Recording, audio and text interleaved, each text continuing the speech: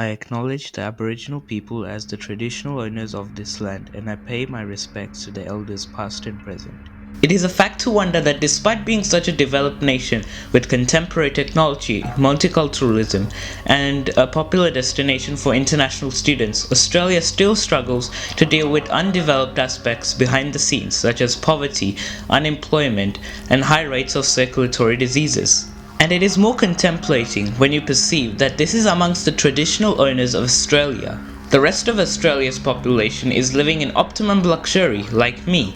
This has influenced many Aboriginals to speak out about this matter, especially through their writings, such as poetry. It has become a major habit amongst Indigenous poets to incorporate the Aboriginal identity compared to the white Australian identity. In this video, I, Mr. Aryan Wakanka, the CEO of Wakanka Motor Corporation, will be analysing the prompt. The words describing the Aboriginal and white Australian identity in Aboriginal poems are outdated. Discuss.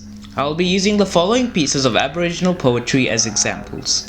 Shame by Kevin Gilbert, Wanna Be White by Charmaine Papertalk-Green, I'm Not Racist But by Anita Marianne Heiss, and I'm Not Santa by Lionel Fogarty. I've added all these poems in the description of my video. Before I continue, make sure to subscribe to Wakankar MC Study Smart. To begin off, let's first understand what's going on in these poems. So all these poems are written by Aboriginal poets who wrote them in different styles.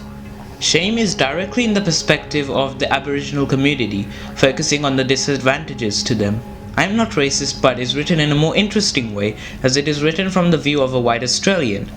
However, the last line, which is I am following the lead of my Prime Minister, is a smart twist that criticizes the Prime Minister of plastering a negative impression on Indigenous Australians. Wanna Be White is about a regular Aboriginal household that faces unpleasant influence from white people.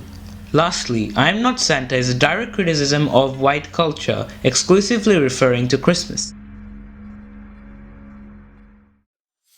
White Australians are frequently portrayed as wealthy households with a big flashy house or a steady job and a car. And this is mentioned in 3 poems rephrased. However, when compared contemporarily, not all white Australians fall in that description, especially due to the cost of living crisis. Homeowners are struggling to pay rent and many are homeless. I mean, when I visit Melbourne City, I see an abundance of people sleeping on the footpath. 27% of Australians are homeless. However, although not all Aboriginals own a flashy house or a steady job, around 70% own a car right now.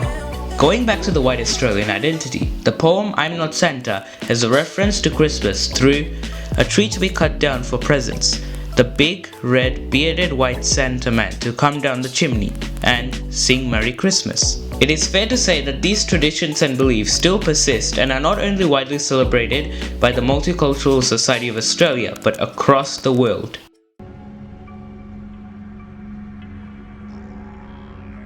Since all of the poets who wrote this selection of poetries are Aboriginal, it is reasonable to assume that all the words describing them and their culture are authentic. Shame describes their kids dying from cold shear and neglect, which is true for the time in which these poems were written in. However, the child mortality rate currently sits at 7% for Indigenous Australians. Shame also mentions Aboriginals live on riverbanks while collecting welfare checks. Living on riverbanks is a metaphor for homelessness. As for now, only 3.6% of Aboriginals are homeless, which is dramatically less than the rest of Australia as mentioned before. Furthermore, many Aboriginals are blind from trachoma or crippled from blights. This is in fact true. Indigenous communities have come to face the highest rates of these vision impairments due to poor living conditions, lack of access to water supply and sanitation, living in a crowded and unhealthy environment. In I'm Not Racist But, Aboriginals are described as angry, drunk, stoned wash, and begging on the street. Unfortunately, these offensive terms do reflect the reality. Their anger is reasonable, as their land has been stolen and are treated disrespectfully, despite being the traditional owners of Australia. Since Indigenous societies suffer from high rates of depression and feel hopeless, being inebriated is one of the most common bad habits among them. I'm Not Santa refers to Aboriginals as got nothing, or people starving, or people living in bad homes. This is true for the 24% of Aboriginals who experience food insecurity, and 33% of Aboriginals who live in a house with at least one major structural issue. Now let's put all this analysis together. Since these poems are around a century old, some of the phrases describing white Australians and Aboriginals are outdated and inaccurate. However, they did represent reality in those times.